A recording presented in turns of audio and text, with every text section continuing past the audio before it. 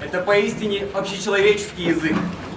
У нас с вами есть отличная возможность пронаблюдать за тем, как музыканты из нашего симфонического оркестра общаются на этом языке с нашими гостями.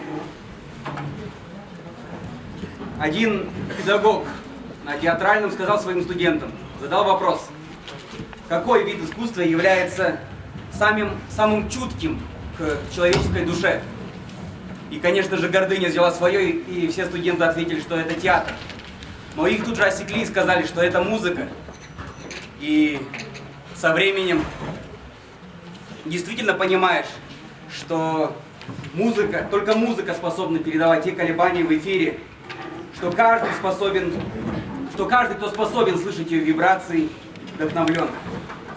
Потому что никакая высокая степень интеллекта, ни воображения, ни оба взятые не создают гения, только любовь. И эта музыка есть воплощение божественной любви. Иногда слова нуждаются в музыке, но музыка не нуждается ни в чем. И поэтому я перестаю говорить слова, чтобы освободить ваши уши и ваши сердца для музыки. Тувинский симфонический оркестр имени Тока. Дирижер Начин Бонгак.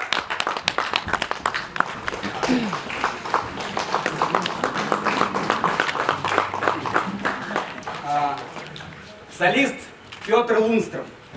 Тока. Концерт для скрипки с оркестром.